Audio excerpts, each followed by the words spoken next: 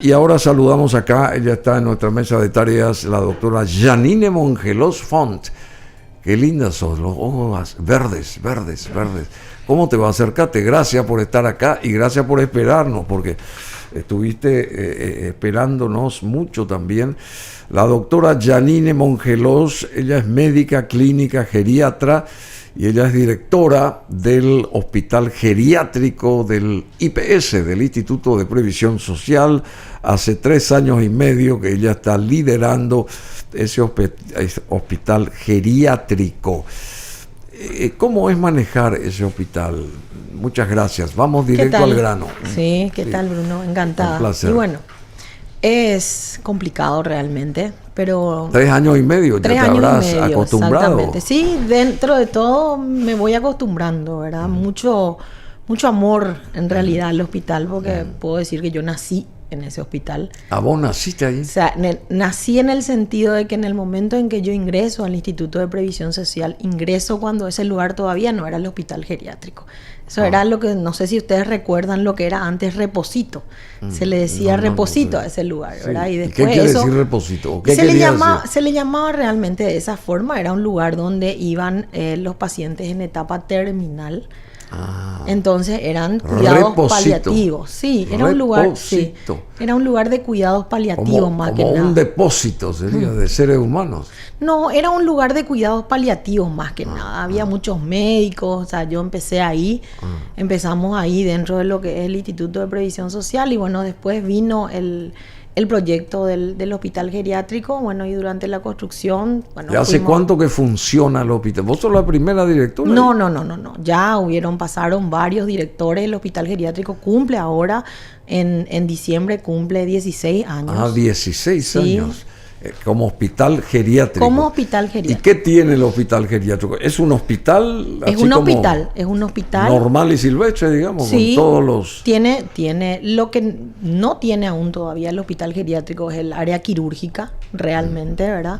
Pero tiene área de consultorio, sala de internados, tiene una gran cantidad de camas para terapia intensiva que fueron creciendo durante todo este tiempo. O sea, en cantidad de camas se fue creciendo. En cantidad de camas fue creciendo. De 10 pasaron a 26 en época de pandemia por una cuestión de necesidad justamente. ¿Y ahora cuánta gente está ahí siendo atendida en el geriátrico? Nosotros tenemos 92 camas de internación. 92 camas. Sí, de internación y un promedio de 10.000 atenciones en consultorio mensuales. O sea, son 92 internados.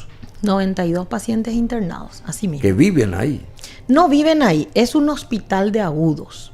Es un hospital de agudos, como cualquier otro hospital. O sea, que viene afecciones una persona agudas, y bueno, y es atendida, está 2 o 3 días ahí, digamos. Puede estar más tiempo, como cualquier otro lugar.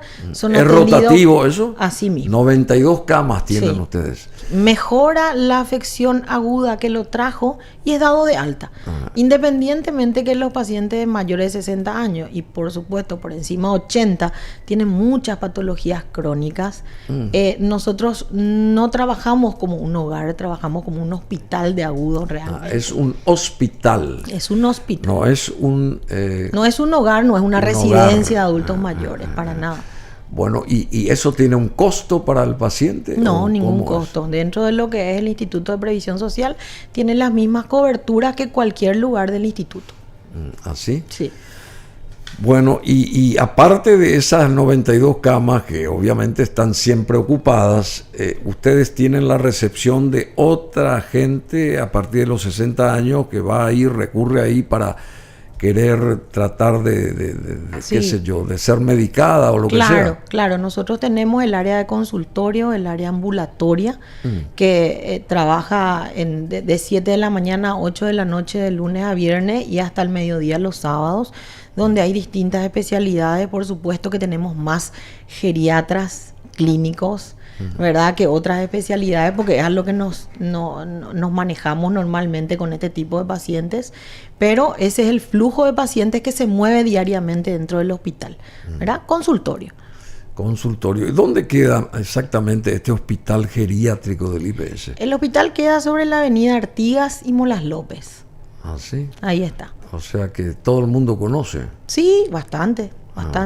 ¿Y cuánta gente va a consultar diariamente? Más o menos, hace un promedio de qué Y cantidad un de promedio, personas? tenemos un promedio de 500 a 600 personas por día. Mucho es. Sí, varía por supuesto, ¿verdad? Un promedio de ¿Y 8.500 a cuánta- 10.000 en el mes. ¿Y cuántos médicos o profesionales de blanco están afectados ahí al mismo hospital geriátrico, digamos? Tenemos en personal de blanco, tenemos en total 600. Un poquito más de 600, sí. Pero muchísimo. Sí, mucho. ¿Y cuántos médicos hay? Tenemos 270 médicos También ahí aproximadamente. que están todos los días. Sí, que están, claro, porque nosotros tenemos. Pero o sea, es enorme entonces este hospital. lo que pasa es que el hospital es realmente grande, ¿verdad? No comparativamente con el Hospital Central de es IPS. mucho, sí, ya sé, claro. pero es enorme. porque Es grande. Vos Lo me que decís pasa es que- 270 médicos, me decís. Sí, porque Y tenemos 600 profesionales de blanco. de blanco, que Bueno, incluye son- todo lo que es O enfermería, sea, son 800 psicología. personas afectadas. Sí, son. Y después está la parte administrativa. La parte y todo administrativa, eso. exactamente, que Bueno, no. pero, o sea que son más o menos 1000 personas. Un poquito menos que 1.000. Un poco menos que Sí. 1000, pero Sí. redondeando 1000 es Sí. mucha gente. Mucha gente. Bueno, que está ahí en ese lugar y que tiene que cuidar a toda la gente que pasa por ahí, que son 500 personas diariamente. Diariamente en el consultorio. Un promedio. Un promedio. Y las 92 camas que siempre están Claro. llenas, digamos, o sea, que están ocupadas. Que están ocupados. Bueno, te felicitamos, Janine. Y a ver, ¿y cómo más o menos funciona esto, digamos? Porque, o sea, lo que vos tenés que... Vos antes de 3 años y medio estás acá, ¿verdad? Hace 3 años y medio que estás como directora. ¿Y antes vos venías de la parte privada? ¿Tenías un consultorio vos o cómo? Yo sigo en la ¿O parte... siempre estuviste no, en el IPS? No, yo tanto en el IPS también estoy en la parte privada, siempre he trabajado en la parte privada a la par que en el Instituto de Previsión Social. Dentro de lo que es el Instituto de Previsión Social, yo me manejé en diferentes sectores del hospital, cargos y jefaturas anteriores, ¿verdad? Jefaturas de sala. En realidad fueron peldaños que fui escalando realmente. Y dentro del ámbito privado siempre me manejé como geriatra y como médica internista, que es clínica. ¿Y qué es lo que te motivó justamente para esa medicina interna y la geriatría? ¿Qué es lo que te motiva vos en ese aspecto? Bueno, ¿O te motivó en su momento? Bueno, en un primer momento, o sea, al terminar la facultad, en realidad me gustaba mucho lo que era la parte de medicina interna, clínica médica. O sea, si nos ponemos a pensar, hoy en día no hay tantos clínicos como antes existían. Hoy hay súper especialistas. En realidad, todo el tiempo cada uno quiere hacer, cada vez más quieren hacer unas subespecialidades por una cuestión también de mercado más que nada, ¿verdad? Y porque existe esa oferta en ¿Está el mercado. médico intervencionista, puede ser? El intervencionista es el que puede ser de diferentes ramas, puede ser cardiólogo, puede ser neurólogo, y hacen... Clínica o médico clínico intervencionista, puede ser. No hay mucho, no existe mucho médico clínico intervencionista. Están más los cardiólogos y los neurólogos que hacen ciertos procedimientos endovasculares ¿Sí? para solucionar un infarto, una ACV. Entonces ellos son los que manejan eso. Bueno, vos fuiste también presidenta del sindicato De la Sociedad Paraguaya de la Sociedad Paraguaya de Geriatría y Gerontología. Así mismo. ¿Cuánto tiempo fuiste presidenta ahí? Yo fui ¿O presidente? Sí, presidente. Fui en el periodo 2021 al 2023. Antes de entrar aquí No, estando ya. Estando ahí en la... Estando. directora de este hospital. Como directora de este hospital, porque es una sociedad científica que engloba a todos los geriatras del país. Entonces, corre a la par que cualquier Sí, otro... Geriatría yo entiendo. Geriatría, bueno, trata de del adulto ayudar, mayor, claro, a la gente que está desde los 60 para arriba. Sí. Y gerontología, que es la misma cosa. No.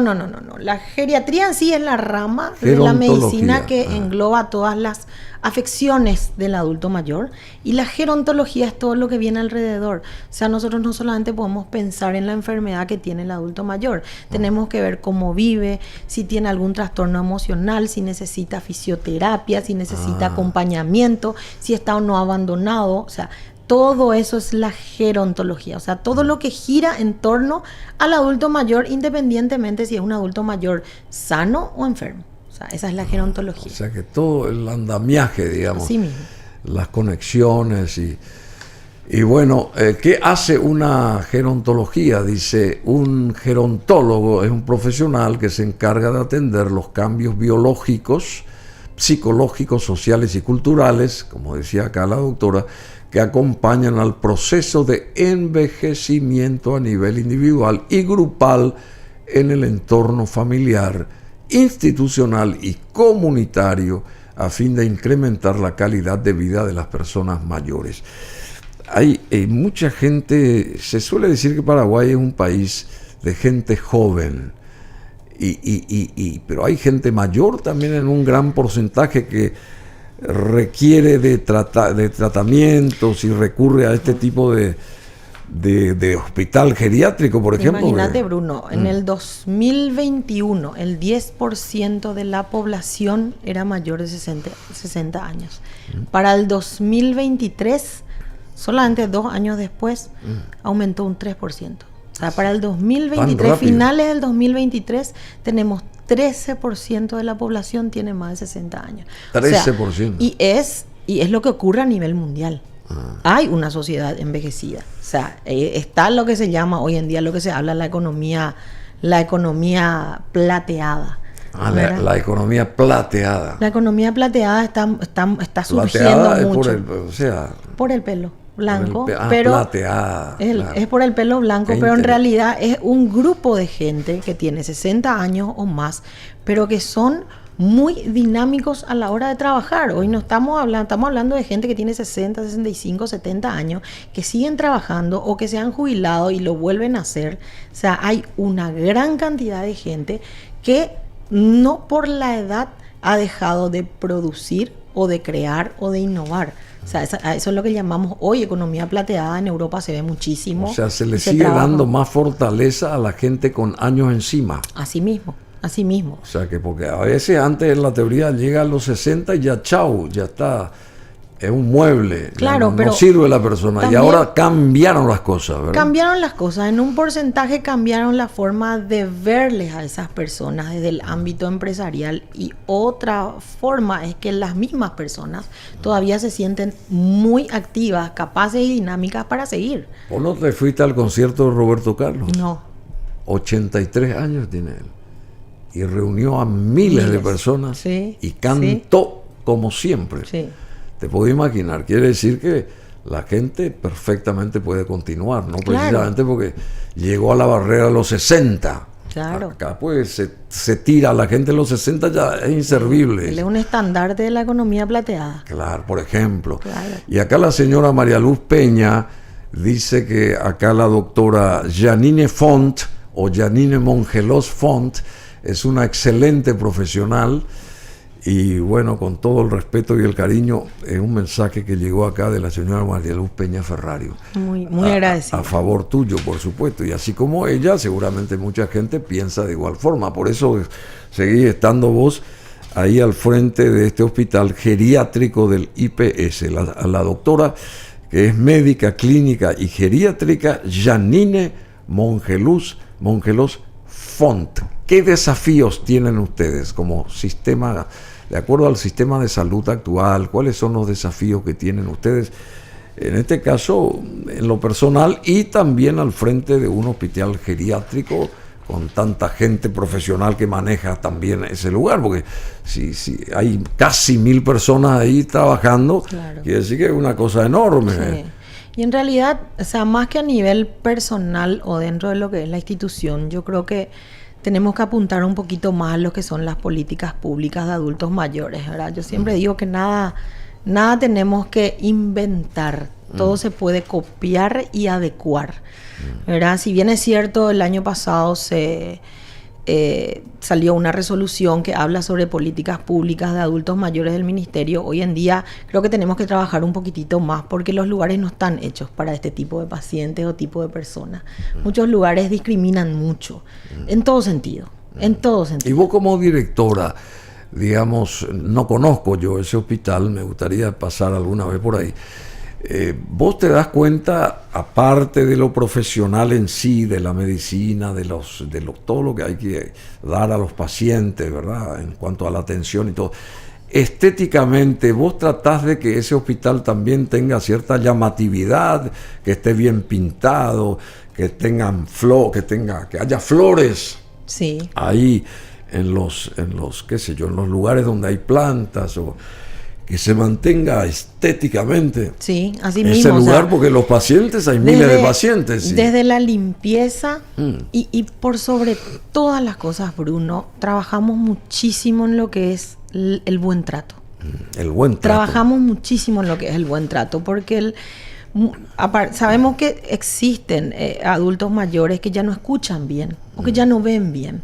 Entonces Claro. uno tiene que tener del otro lado esa paciencia, ¿verdad? Esa empatía de Esa poder empatía entender, natural. natural, que el adulto mayor, una persona que puede tener 80 años, no puede ni verte bien ni escucharte bien. Entonces va a hablar más alto. Uno tiene que, Va a hablar más alto, pero eso no te tiene que ofender. O sea, vos tenés que entender con quién estás hablando. es interesante lo que decís. Entonces, Bueno, eso cambia con los adultos mayores. es un tema fabuloso el que vos manejás acá, y te felicitamos de vuelta, y así como nosotros, hay mucha gente que sabe de tu profesionalismo, digamos. Pero la última consulta, ¿cuál sería una recomendación o qué recomendaciones darías vos a las familias? Acá tenés una cámara, para mejorar la calidad de vida de esos seres queridos mayores que tienen ahí. Por ejemplo, está una abuela, está un abuelo, está un tío que tiene muchos años y que está viviendo con un sobrino y su familia, por decir algo. ¿Cómo hay que atender a esta gente y qué hay que hacer como para que se sienta esa gente útil todavía y que no pase a ser inútil y que no sea un mueble, digamos? Dos cosas fundamentales. Una es no discriminar desde el cuidado. ¿Sí? Desde el cuidado. Desde el cuidado. Muchas veces queremos cuidarles tanto que lo discriminamos. Lo dejamos encerrado para que no le pase nada. Que no salga acá porque puede ocurrir algo. O sea, tenemos que encontrar ese límite en donde el cuidado hace bien y no aparta. ¿Sí? Tenemos que dejarles ser dentro de la familia, dentro del grupo social. No podemos dejar que ellos se aíslen solamente porque no pueden ser iguales a nosotros, porque todos vamos a llegar a ser así. O sea, hoy somos más rápidos, pero vamos a llegar a ser más lentos. O sea, y es lo que también tenemos que mostrarle a los hijos y a los nietos, ¿verdad? Entonces, principalmente eso, desde el momento en que discriminamos y aislamos, desde ese momento perdemos a esa persona mayor como parte de la familia. Esa persona siente que de repente como que se le aparta o se le trata de manera especial, pero porque tiene muchos años y ese tipo de cosas, o siente, y ocurre lo siguiente. También es ahí donde se genera el simple hecho de que ellos piensan que son un estorbo. ¿Cuándo ellos cuidado. comienzan a pensar eso, a sentir de que son un estorbo? Primero cuando se vuelven dependientes. O sea, espérame mamá, espérame papá, que yo llego y te ayudo a bañar. Y puede ser, y está bien, ¿verdad? Pero dentro de eso otra vez intentar que ellos tengan su propia independencia. ¿Qué te vas a poner? ¿Qué te querés poner? ¿Sí? ¿Qué zapato vas a usar? Que ellos elijan. Que ellos elijan. A lo mejor no van a tener la agilidad para hacer todo eso, o hay que tener cuidado cuando se bañan. Perfecto. Pero que sea dentro del cuidado, del cariño, del amor, no dentro de la sobreprotección. Y ahí ellos empiezan a sentir, no puedo hacer nada. Yo no soy útil ni para bañarme. Entonces, tenemos que cuidar mucho esa parte. Ahí es donde empezamos a perderlo. Cuando come también se sienta a la hora de la mesa, hay que también controlar, porque una persona que qué sé yo, tiene que saber que cuál es el bocado que puede meter en la boca. De repente se puede atorar o qué sé yo, porque cortó más grande la carne o lo que sea. No sé si me explico. Así mismo, hay que tener muchísimo cuidado. O sea, cambia la forma de masticar, la calidad de los dientes, lo que necesita comer, las porciones, pero siempre dentro del ámbito familiar. No sentarlo a comer solo. No, eso jamás. No. Justamente. Es terrible. Bueno, Janine Mongelos Font, muchísimas gracias. Esta es tu casa, podés volver cuando quieras acá como directora del Hospital Geriátrico del IPS y traernos más información o lo que quieras vos, de acercar a la audiencia y comunicar. Estamos pendientes, ¿ok? Muchísimas gracias, Bruno, encantadísima. Y sí, en alguna ocasión yo creo que vamos a seguir hablando un poco de lo que aparte son muy hospital. lindas, tienen unos ojos verdes espectaculares. Muchísimas Sos gracias. joven, tenés un hijo. Tengo un hijo de 20 años. De 20 años, Sí. pero no parece vos madre de un hijo de 20 años, parece de 17.